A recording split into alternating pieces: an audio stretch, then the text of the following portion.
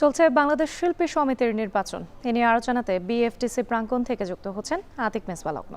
লগ্ন ভোট গ্রহণ কয়টা নাগাদ চলবে এবং সব মিলে ভোটের পরিবেশ কেমন দেখতে পাচ্ছেন এবার? রাত্রি দুর্দান্ত একটা ভোটের উৎসব দেখতে পাচ্ছি। সকাল 9টায় ভোট গ্রহণ শুরু হয়েছে, চলবে বিকেল 5টা পর্যন্ত। দুপুর 1টার পরে কিছুটা সময়ের জন্য, মূলত যেহেতু আজকে পবিত্র জুমার দিন, তো জুমার নামাজের জন্য 1 ঘন্টার একটা বিরতি রাখা হয়েছে। তারপর থেকেই কিন্তু ভোটের যে কার্যক্রম সেটি পুনরায় চালু হবে। সকাল থেকে যেমনটি দেখেছি, যারা কুশলীরা রয়েছেন, ভোটাররা রয়েছেন, মোট 573 জন ভোটার রয়েছেন এখানে। তারা কিন্তু বেশ আগ্রহ নিয়ে অনেকেই আসছেন এবং আমরা যারা ভোটাররা রয়েছেন তাদের সাথে কথা বলেছি। সবাই বেশ মুখিয়ে রয়েছেন।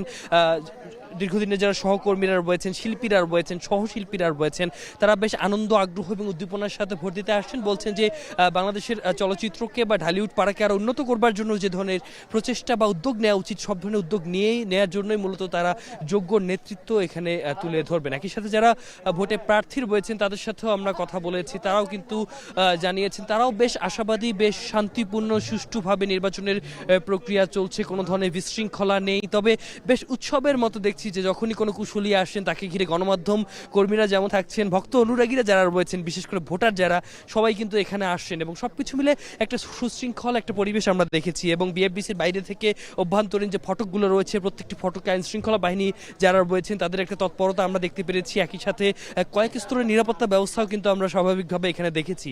যেহেতু গেল বছরগুলোতে বেশ কিছু আসলে অপ্রীতিকর ঘটনা ঘটেছিল, এখন পর্যন্ত কিন্তু এগুলোর কোনো ছাপ আমরা দেখতে পাইনি।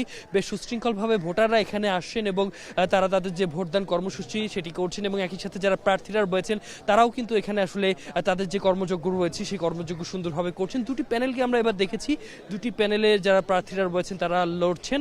এবং যে প্যানেলগুলো রয়েছে, শিবা শানু এবং জয় চৌধুরীর প্যানেল এবং আরমান এবং মুক্তি পরিষদ নামে আরেকটি প্যানেল, দুটি প্যানেলের মাধ্যমেই কিন্তু নির্বাচন পরিচালিত হচ্ছে। নির্বাচন কমিশনার থেকে শুরু করে এখানে অন্যান্য যারা রয়েছেন, যারা ভলান্টিয়ার রয়েছেন, স্বেচ্ছাসেবী রয়েছেন, তাদেরও বেশ তৎপরতা আমরা দেখতে পাচ্ছি। শিল্পীরা আসছেন এবং আশাবাদ প্রকাশ করছেন আসলে বেলা যত গড়াবে, অর্থাৎ দুপুরের পরে বিকেলের যে পর্যায়ে রয়েছে, তখন কিন্তু ভোটারের যে সংখ্যা রয়েছে সেই সংখ্যা স্বাভাবিকের চেয়ে অনেক পরিমাণে বেড়ে যাবে। গেল বছরগুলোতেও একই রকম আমরা দেখেছি যে দুপুরের পর থেকে সেই সংখ্যাটা বেড়ে যায়। তবে যেহেতু আসলে এই বিএফডিসি প্রাঙ্গণে যে আগে জৌলুস, সেটি নিয়ে বিভিন্ন সময় কথা হয়, তবে ভোটের এই সময়টায় আসলে দেখা যায় এখানে একটা উৎসব তৈরি হয়। এখানে ভোটার এবং একই সাথে ভোটার, গণমাধ্যম কর্মী, প্রার্থী, কুশলী সবার একটা কিন্তু মিলন বিন্দুতে পরিণত হয় এই বিএফডিসি। এবং তখন এই যে উন্মাদনা, এই যে আগ্রহ, এই যে সবার মাঝে উৎসব, এটা আসলে একটা ভিন্ন আবহ যুক্ত করে।